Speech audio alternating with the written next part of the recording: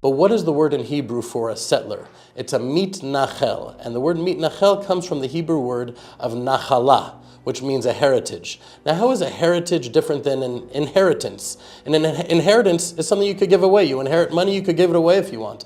A heritage is part of who you are. God did not give the land of Israel to the Jewish people. It doesn't belong to us. It belongs to God, and He entrusts it to the nation of Israel.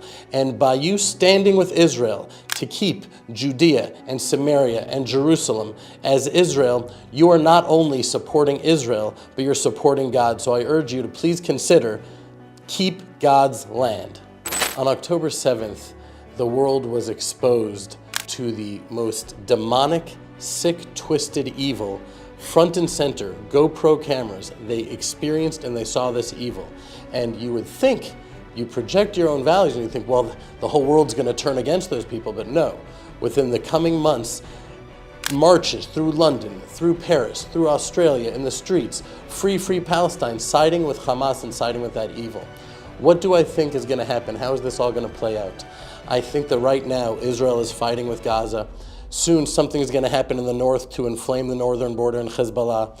Already China and Russia and Syria, Iran, the head of the whole snake, they're all saying that they're going to attack Israel. And the period between now and then, because when that happens, Israel is going to stand alone. The world is going to turn against Israel. America will have warships off the coast of Lebanon. And ultimately, I believe they're not going to get involved and they're going to stand down. And Israel is going to be all alone. And we will see that according to the laws of nature, the laws of man, we have no chance to survive. And we're going to have to turn our hearts to Hashem, to the creator of heaven and earth who has been with us since the very beginning. And we're going to say, Hashem, please, we have no one else but you. Please help us, help us.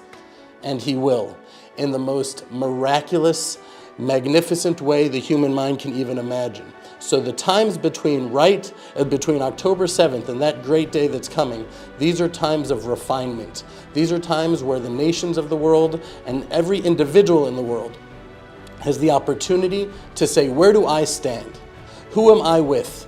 Am I with Hamas and the 23 Arab states and the 55 Muslim states and the people with the ferocity and the weapons and the anger and the hate? Because they seem pretty powerful, and it seems safer to side with the powerful, enraged, insane, pathological terrorists than with this small Jewish state of Israel.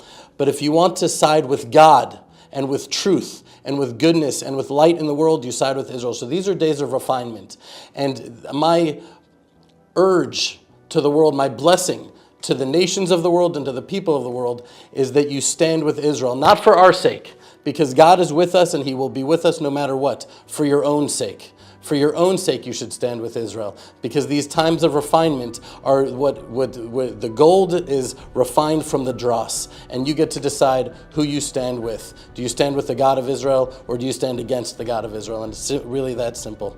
So I bless you with only goodness and happiness and health, and to stand with Israel and the Jewish people. What's happening in Israel and what's happening to the people of Israel inside this land is this war, this encounter with evil, has forced us to ask the ultimate questions about life. And so often people are distracted, they're entertained, they're watching the ball game, and the ultimate questions forget to be asked, and we don't teach our children to ask these ultimate questions. And then religion seems almost irrelevant. Okay, they have their rituals and we have our menorah that we light these candles, and what is that all really all about? But this war is forcing us to ask, what are we really living for? What are we ready to die for? What is evil and what is good? And how do I align myself in this world? And so now a line is being drawn in the sand. We saw evil manifest in the world in a way that we haven't seen, at least in my lifetime. And so now every person has an opportunity to side with child kidnappers, rapists, murderers, or to side with the Jewish people in the land of Israel that are seeking to settle God's land that He promised to them. And so there are forces in the world that are stopping that process from happening, the Jewish people inheriting the promise that God gave us to inherit this land. And so standing with Israel is to stand with that promise. It's to stand with the good. And the difference between good and God, it's so close. And so without encountering that evil, we forget about the good. And so This is an awakening that's happening now around the world, forcing us to really ask the ultimate questions that the Bible is here to answer. And so I think that what's happening now is a spark that is to light up a lot of people's lives with a real encounter with the truth. If you look at the Bible, or you look at all of history, when evil arises in the world, it immediately attacks the Jewish people. In the 1940s, the Nazis began gaining power. Then they began systematically annihilating the Jewish people. It eventually reached Pearl Harbor. It's just a matter of time. When evil rises, it wants to dominate. So too right now, this radical Islam that has come out against the Jews, it's attacking us in Israel first, but it's just a matter of time until it reaches London and Los Angeles and Washington, D.C. And so the Jewish people are called to be a light unto the nations. And what does that mean? Either we will bring the light of the Torah to the world, or our sheer existence will expose the darkness. And that darkness is attracted to us to wake up the rest of the world, to let them know that if your eyes are not on Jerusalem, you're missing the move of God. The redemption, God's plan, is to unfold in this land. And so keeping your eyes on Israel is the wake-up call. I want to take you back to the binding of Isaac's story.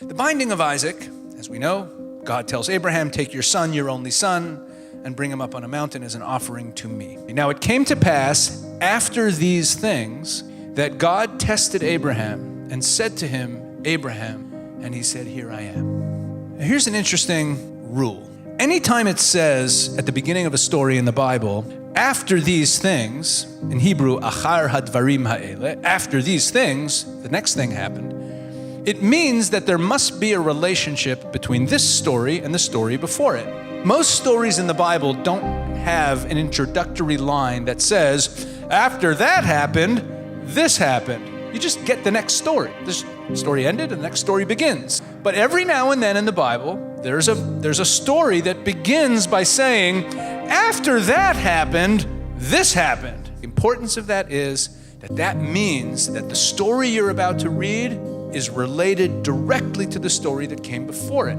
That's why the Bible's saying, after that, this. So what's the story right before the story of the binding of Isaac? The next story we have in the Bible is Abraham going to Avimelech, the king of the Philistines, and they make a peace treaty. First, Abraham points out to Avimelech that some of his wells were stolen. Avimelech says, I don't know what you're talking about. I got nothing to do with that. Abraham drops the complaint. Abraham then gives a gift to Avimelech. We don't see Avimelech giving a gift to Abraham. And then they sign a treaty that they will not infringe on each other's property. Great rabbi in the 12th century, Rabbi Shmuel ben Meir. And he was a commentator that just liked to read, like, what do the words say? And he latches on to the fact that it says, after these things. And he explains as follows. He says, why was God testing Abraham now, right after the treaty with Avimelech? He says, the answer is that God was rebuking Abraham, because God never told Abraham to make a treaty with Avimelech, king of the Philistines. God never told Abraham to give up a portion of the land that was promised to him and agree to someone else's sovereignty over it. Let's also remember that the Philistines are not originally from that area. They were a seafaring people that came from the Greek islands. And they had occupied, do you know what part of Israel is Philistine territory? Anyone know? It's called the Gaza Strip, and a little bit more. It extends a little further inland than the Gaza Strip. But the Gaza Strip is entirely in Philistine territory. So this is literally a story about the Gaza Strip. Okay, so Abraham goes over there to meet with Avimelech, and he signs this treaty, and God's upset at him. And God says to him, this is the words now of this rabbi in the 12th century. He said, God said to Abraham, by testing him, he said, wait a second, you decided that you're going to give up a portion of the land that I promised you to secure the safety of your children and grandchildren? Let's see how good that treaty is if you have to kill your son Isaac before he even has kids. It's pretty harsh, huh? Now, that's a very powerful teaching. I want to add something to it. Because when I read that teaching many, many years ago, I read the whole binding of Isaac's story more carefully, and I noticed something very powerful. At the end of the binding of Isaac's story, God stops Abraham from killing Isaac, and then he gives him a blessing. Let's look at the blessing Abraham gets. I will surely bless you. This is, again, the angel has just stopped Abraham from killing Isaac, and because Abraham obeyed God in this being willing to sacrifice his son, he gets this blessing. Now look carefully at this blessing. I will surely bless you and make your descendants as numerous as the stars in the sky and the sand on the seashore. Your descendants will take possession of the cities of their enemies, and through your offspring, all the nations on earth will be blessed because you have obeyed me. There are three components. Let's sum this up. There are three parts to this blessing. Number one, your children will be as numerous as the stars in the sky and the sand on the seashore. We've heard that before. God has told Abraham that blessing a couple of times before Genesis 22. The third part of the blessing, through your offspring, all the nations on the earth will be blessed. We've heard that before too, all the way back in Genesis 12, right? All the nations will be blessed through you.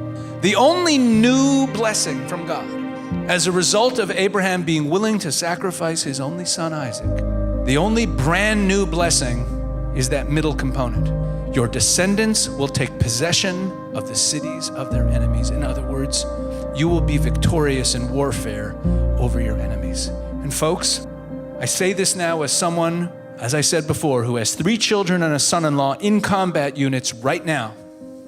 God was telling Abraham that the way that you secure the future of your children and grandchildren in this land is not by giving up pieces of it to your enemies. By being willing to put up your kids' lives, only that way can you be victorious in war. I don't want your kids to die, that's why I'm not gonna take them. But your enemies are sure willing to give their lives to win. What are all those suicide bombings that we've been experiencing for decades been about? You know what that's about? As much as it's insane and demonic, let's admire them for a moment. These are dedicated people. They're willing to give up their own lives so that we will die. Do we have that level of dedication? So God was saying to Abraham, the only way you can guarantee that you can win wars is if you are willing to sacrifice. That's a heavy lesson. Let's take that in.